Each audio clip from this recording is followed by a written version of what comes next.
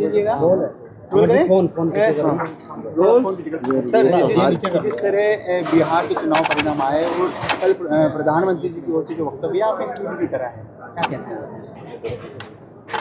कांग्रेस के जो बयान? देखिए, चुनाव हार जीत होती है लोकतंत्र में। जिस प्रकार से हाईजैक किया गया चुनाव बिहार में, महिलाओं को 10,000 रुपये, चुनाव चल रहे हैं और बट रहे हैं। 400 रुपये दिए उन्होंने, पेंशन 1100 कर दी उसको। वो बढ़ते गए, पोलिंग दिन तक बढ़ते गए। ऐसा आज तक कभी हुआ नहीं।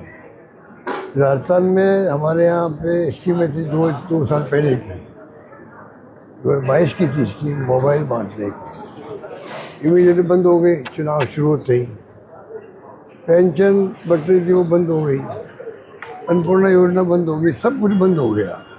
वहाँ इलेक्शन कमीशन देखता रहा, कोई रोका ही नहीं। कई कारण होंगे, उसमें एक कारण ये भी मुख्य रूप से है, एक महिला बिहार जैसे प्रदेश के अंदर 10,000 रुपये का मतलब खाली एक महिला का वोट नहीं है, पूरे परिवार के वोटों का असर पड़ा वहाँ। इस प्रकार की हरकतें हुई वहाँ पर। और प्रधानमंत्री जी ऊपर से कहते हैं कि अभी कांग्रेस का सफाई हो गया, इसलिए अभी कांग्रेस पार्टी टूट जाएगी।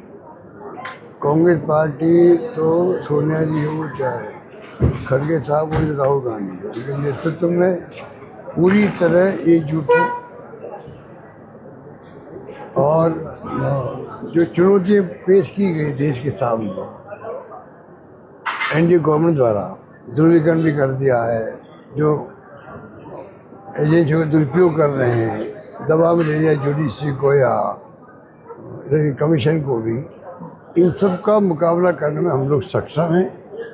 चाहे सीनियर हो चाहे जूनियर हो, सब लोग मिलकर के मुकाबला करेंगे। पार्टी एकजुट रहेगी।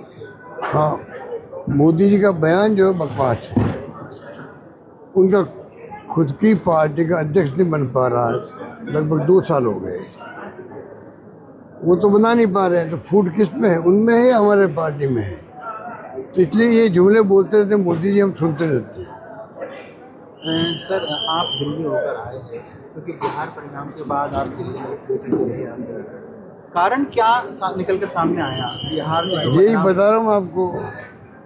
सभी लोग एक स्वर में आपको ये कहेंगे, जिस प्रकार धन बल का प्रयोग हुआ है वहाँ पर, कोई सोच नहीं सकता।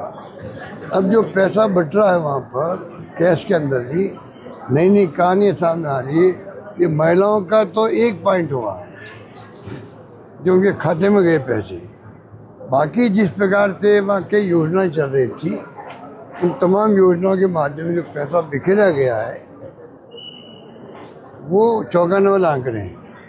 सर, नरेश मीणा ने अंतर चुनाव को लेकर कहा कि धन बल से ये चुनाव जीता गया है, भ्रष्टाचार के सारे ये चुनाव जीता गया है।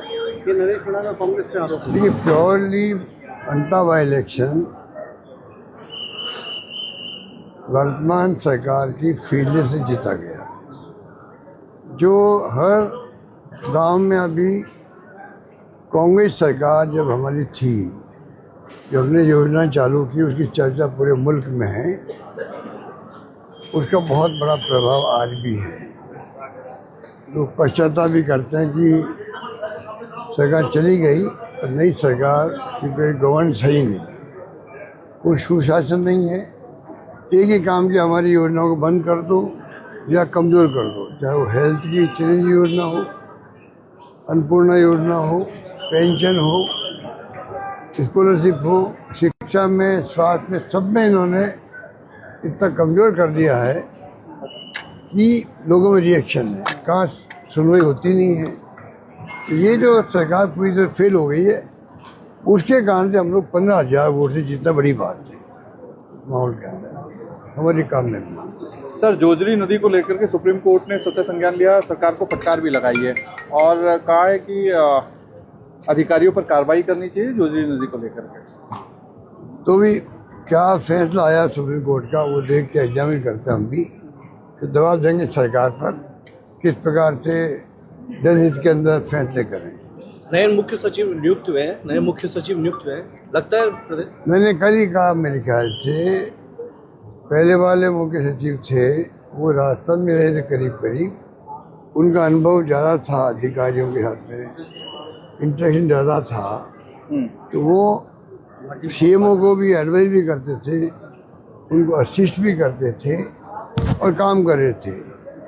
नए वाले बहुत ही अच्छे इंसान हैं, जानता हूँ इनको मैं, पर ये 15-20 साल से बाहर है, तो इनका एक लिंक नहीं है अधिकारियों के साथ में, तारतम्य नहीं है। तो ये जो भूमिका वो अदा करते थे मिस्टर पंत, वो शायद भूमिका अदा नहीं कर पाए, क्योंकि जब ऐसी स्थिति होती है तो सीएमओ के अंदर जो एक उनकी भूमिका थी, वैसी भूमिका निभाने में मैं समझता हूँ इनकी वो भूमिका रहेगी भी नहीं मेरे ख्याल से। प्रिंसिपल सेक्रेटरी, सीएम, जो सीएमओ में है अधिकारी है, उनको ज़्यादा जिम्मेदारी लेनी पड़ेगी। अब कैसे ले पाते हैं वो समय बताएगा कि अनुभव के अभाव में, पिछली बारी चीफ सेक्रेटरी के अनुभव के अभाव में ये क्या कर पाएंगे ये वक्त बताएगा। यात्रा रोक दी गई है, राहुल कस्वा की जो किसान यात्रा थी, ट्रैक्टर यात्रा थी, उसको रोक दिया गया है। वो जयपुर आ रही थी ट्रैक्टर यात्रा को, उसको पुलिस ने रोका है।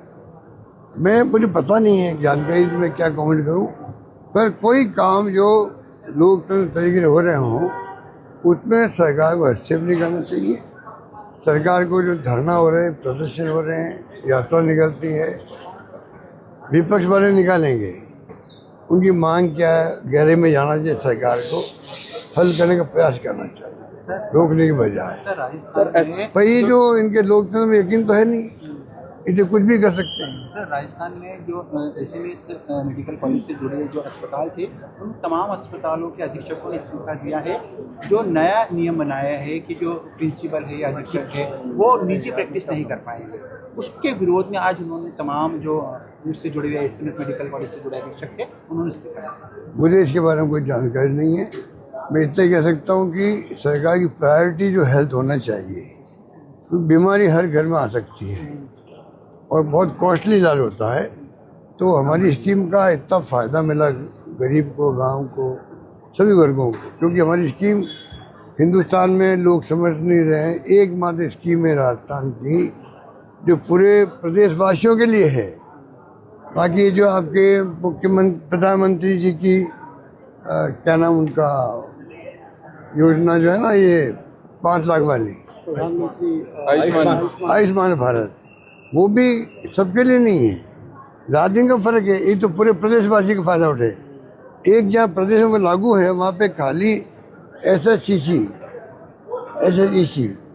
जो सोशियो इकोनॉमिक कास्ट सेंसस था, उनका जो सर्वे डॉक्टर मनमोहन जी के वक्त हुआ था उन तक सीमित है वो, तो आधे लोगों को भी नहीं मिल रही हो, तो पर लोग चुप हैं, समझ नहीं पा रहे। सर, एसआईआर राजस्थान में भी लागू हुआ है, लेकिन एक बीएलओ ने आत्महत्या कर ली है प्रेशर, काम के प्रेशर को चलते। किस तरीके से आप इसको अब ये तो खबर आज मैंने पढ़ी, मैं नहीं पढ़ी, बहुत दुखद घटना है। पता नहीं एक्चुअल में क्या हुआ होगा, मैं नहीं कह सकता। पर फिर मैं कहना चाहूँगा, इलेक्शन कमीशन दबाव में है, मिला हुआ है सरकार से, और ये लोकतंत्र के लिए अच्छे संकेत नहीं है। उनको चाहिए कि वो कृपा करके, क्योंकि उनके ऊपर बहुत बड़ी जिम्मेदारी है, तमाम पॉलिटिकल पार्टियों को विश्वास में लेकर के, सलाह लेकर के, सुप्रीम कोर्ट में केस चल रहा है सब जुडिस है, तब भी शुरू कर दिया 12 राज्यों में। यही काम अगर सबको बुला के बात करते, सुझाव लेते, उसके बाद में आप शुरू करते, किसी को एतराज नहीं होता।